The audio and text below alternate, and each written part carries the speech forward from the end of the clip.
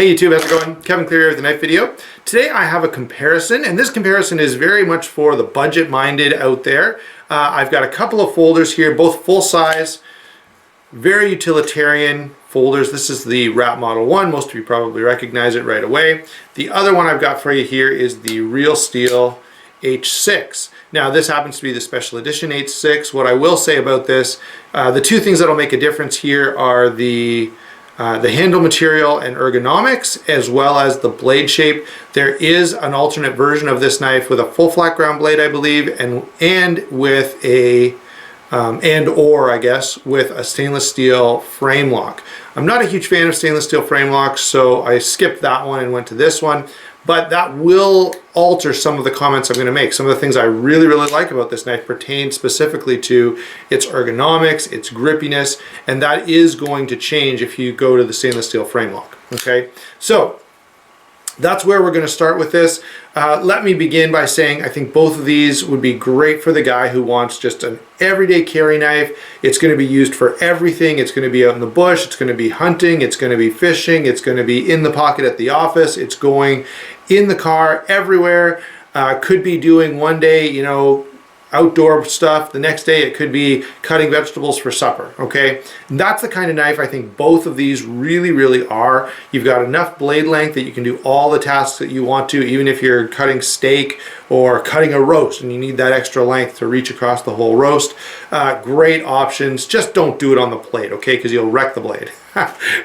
Anyway, that's a bit of a pet peeve of mine. So get your wood cutting board out and then do your cutting tasks. Now let's get into size and weight initially. That's where we normally start with this, and just because of the way my notes are, I'm going to do the H6 first. Okay, this knife is 8.5 inches overall, 3 and a little more than 5/8 inch, 3 and 11/16 inches of blade here, although you do see that choil, so you're not getting all that cutting edge. 4 3/4 inch handle and 5.6 ounces. So it's a little heavy, especially I think because of that G10 backspacer. You could cut some weight out of this knife. It's also fairly thick. You've got this 3D Machine G10, which is number one at the price point amazing, but number two, because of that extra thickness, you're going to add some weight to this knife, okay? So 5.6 ounces, 3 and 11/16, or just a little over 3 5/8 inch blade. This guy here is a little longer at 8 5/8 inches. It has a 3 5/8 inch blade and a 5-inch handle.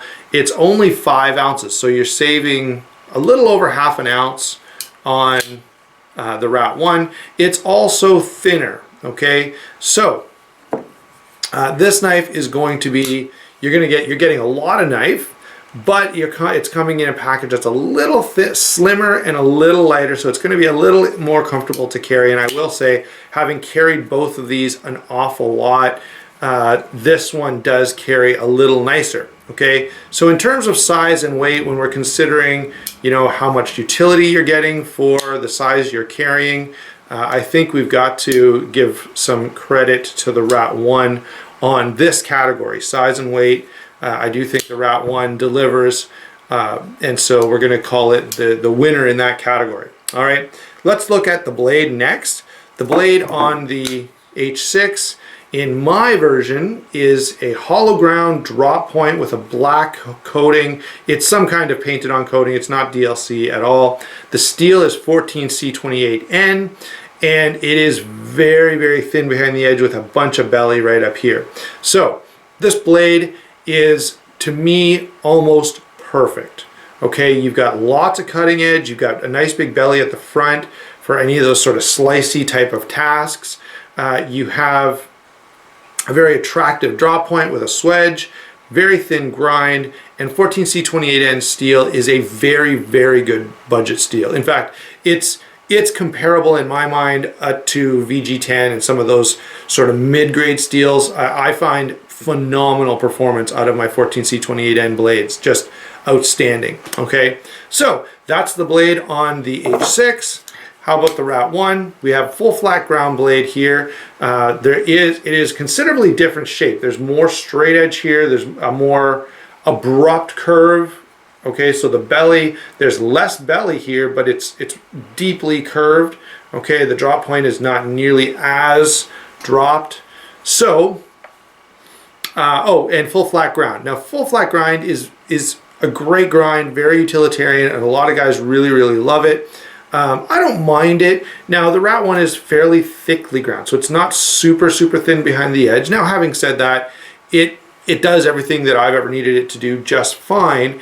It's just not quite as slicey as something like this. So there's the two blades. By the way, this is AUS 8, and it's, you know, if you're used to AUS 8 from cold steel or SOG, you're probably, this AUS 8 does not perform quite as well as they do. It's good, it's tough, holds an edge reasonably well, but not nearly as well as the H6, okay? And so in this one, there's a fairly clear winner in my mind. The H6 is vastly superior for my use. Number one, because of blade steel, which is better and holds an edge better. Number two, because of blade shape. It has a thinner grind, it has more belly, and both of those things, I think, add versatility to the knife. And so for those two reasons, definitely the H6 comes out on top. Now, there would be one consideration here, that is the coating, all right? This coating has held up really, really well, but I would like it if it was satin. They just didn't have any satin available when I got this one, and I still don't think they have any satin available, although I'm sure eventually you'll be able to get satin finish. Maybe not in the limited edition, though. Okay, so there you go. Those are the blades. What about lockup and deployment? Well, both of these are quite good. There's no blade play at all. Once again, no blade play at all. They're both liner locks. They're both very positive lockup. Now, the Rat one, because it's older, the lock is engaged further. Okay, but that I'm not concerned about that in any way. Both of them do something that I think is good. Sometimes I'll get a liner lock and they've actually put a relief cut in the liner lock. And in my mind, that's not necessary and it weakens the lock. I would prefer, I prefer the way both of these knives have done it, to have my full piece of steel there representing that lock spring, or creating that lock spring. I don't like the idea of a relief cut in what's already a fairly thin lock when you're dealing with a liner lock. All right, so lockup and deployment are very, very similar. By the way, both of these knives are knives you're going to want to Loctite, because both of them, and I always do this, I use a knife for 2 or 3 weeks before I do anything to the pivot. I want it to break in and I want to get a sense for how it's going to do. Both of these, over time, the pivot screw will loosen up and you've got to tighten it. Now, that doesn't happen to them anymore because I've Loctited both of these at pretty well the exact spot that I want them, okay?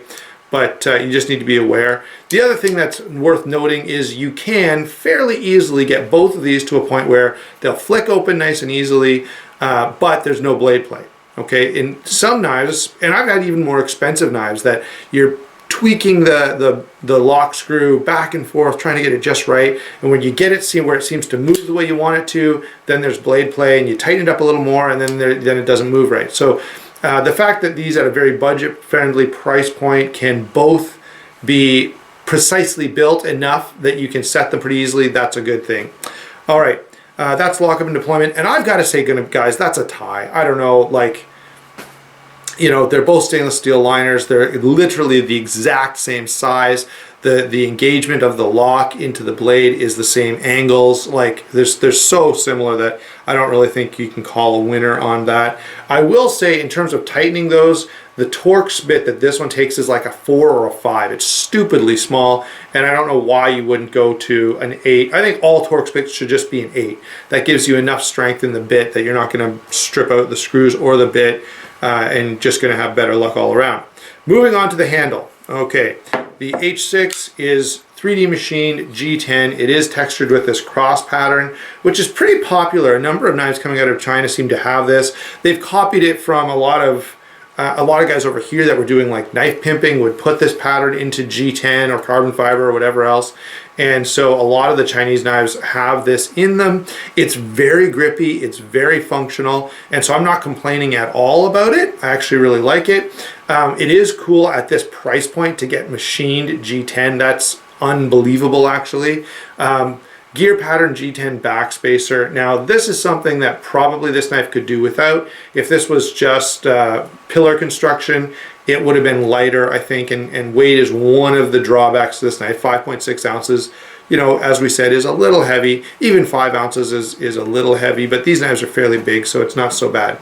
They have milled out the liners on this, and still it ends up at 5.6 ounces. So the two things that contribute to that are, number one, you got pretty thick slabs of G10 here, and you've got this full G10 backspacer, okay? Now construction wise, that's very good quality. That's a lot of strength. Okay, so that's good. I'm not complaining at all about the strength or the durability of that, just a little about the weight. Ergonomically, this knife is a home run. It's very comfortable, extremely grippy because of the pattern in that G10. In a reverse grip, the gear pattern in the backspacer really comes into play.